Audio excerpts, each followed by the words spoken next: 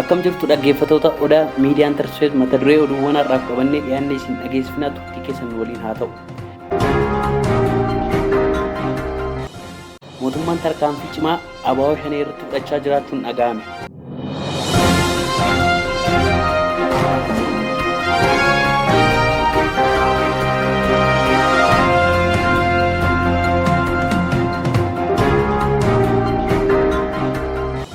Adde Adaanech Dooktareetii kabajaa Ameerikaa kutaa biyya Joorjiyaa irraa argatan.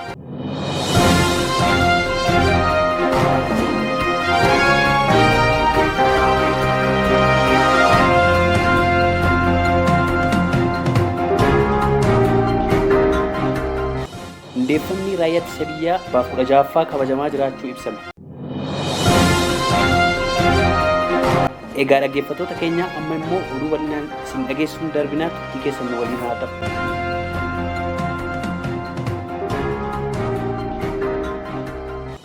ABO shanee hedduu irratti tarkaanfiin fudhatame. Mootummaan federaalaa lolaa fi walitti bu'iinsa karaa nagaa ta'e hiikuu wayya jechuun karaa nagaa fi jaalalaatiin haa ida'amnu jechuun waamicha humna shaneedhaaf godhameen biyya keessa galanii karaa nagaa ta'een akka qabsaa'uuf haalli mijachuun isaanii yaadatamu. Dhugaa jiru kana ta'ee osoo jiru humni badii shanee jedhamu kun karaa nagaa qabsaa'uun caalaa humnaaf meeshaa waraanaatiin uummata daraa waan jiruuf mootummaan tarkaanfii fudhachuun dirqameera. Kanarraa ka'uun diina uummataa fi caasaa nageenyaa kan ta'e shanee irratti tarkaanfii nadoochaa ta'e fudhatamaa jiraachuu isaa odeeffannoowwan ni addeessu. Haaluma kanaan jidduu kana godinaalee Shawaa Lixaa keessaa humna badii socho'an irratti tarkaanfii olaantummaa seeraa kabachiisuu fi nageenya mirkaneessuu taasifameen humna diinaa irraa meeshaalee waraanaa garaagaraa booji'uun humnoota badii hedduun harka laachuun dhaga'amee jira.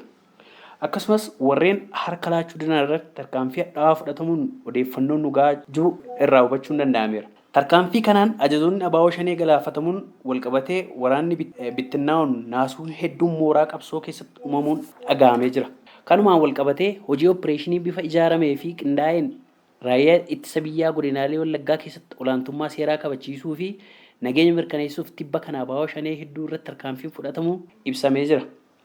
Tarkaanfii hadhaawaa mootummaan fudhataa jiruun ajajoota ABO shanee dabalatee miseensota hedduun barbadaa'uu irraan kan ka'e miseensonni ABO hafan gama loojistikiin akkasumas meeshaalee waraanaa fixachuun keessoon mooraa qabsoo dadhabuun mooraa qabsoo keessatti bittinnaa'uun uumamaa jiraachuu dhaga'ameera.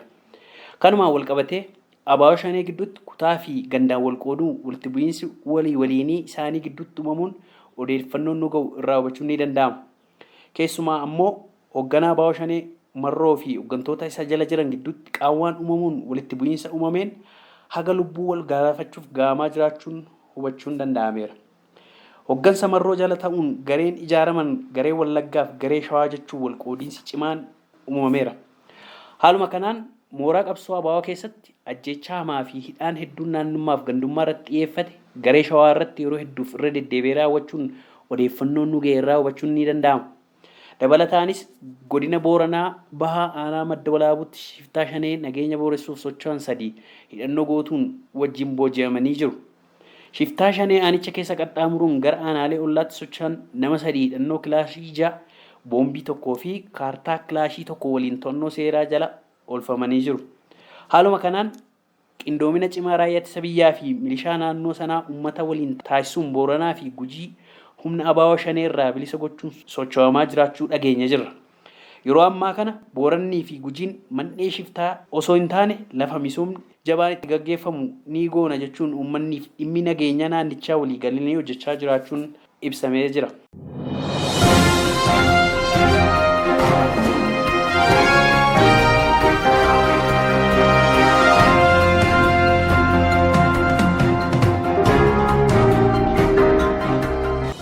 Adde Adaanech Dooktareetii kabajaa argatan.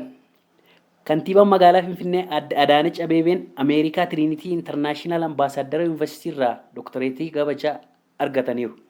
Bulchiinsa Joorjiyaa ammoo badhaasa lammummaa kabajaa argataniiru.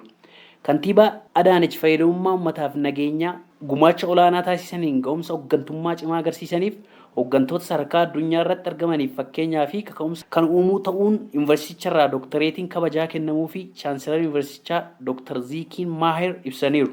Jireenya jiraattotaa sadarkaa ganaanaa irra jiran jijjiiruu fi fayyadamummaa haqa qabeessaa jiraattota mirkaneessuuf kutannoo agarsiisaniin fi hojiilee fakkeenya hooggantoota biyyoota biroof fakkeenya ta'uu hojjechuu isaaniin bulchiinsi Joorjiyaa irraa badhaasni lammummaa kennamuu fi seenaatarri bulchiinsa Gaayil Deevan paartii waltajjicha irratti dubbataniiru.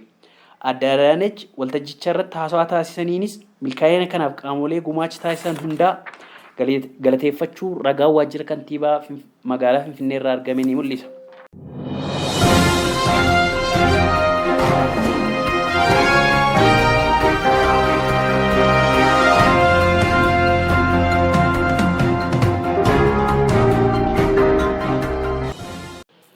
Hundeeffama raayyaa ittisa biyyaa 16ffaa sagantaalee garaagaraan kabajamee jiraachuu ibsame.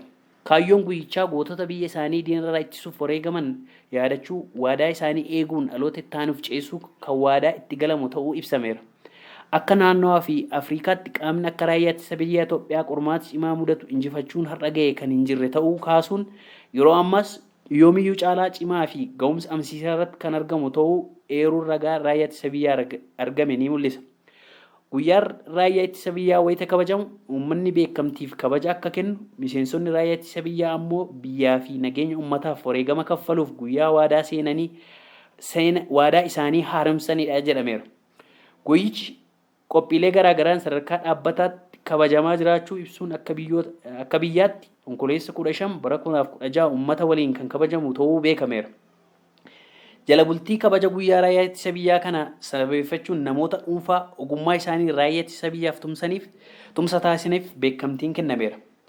Qaamoleen beekamtii argatan kunneen beekamtii idil addunyaa qabanitti fayyadamuun raayyaa ittisa biyyaa cina dhaabbachuun raayyichi dhiibbaa alaa dandamachuun dirqama isaa akka baatuuf gumaacha olaanaa bahataniiru jedhame. Itaamaajooriin waliigalaa raayyaa ittisa biyyaa Fiild Maarshaal Biraanuu Julaan saganticha irratti argamuun miseensummaa kabajaaf beekamtii kennuu isaanii ibsameera.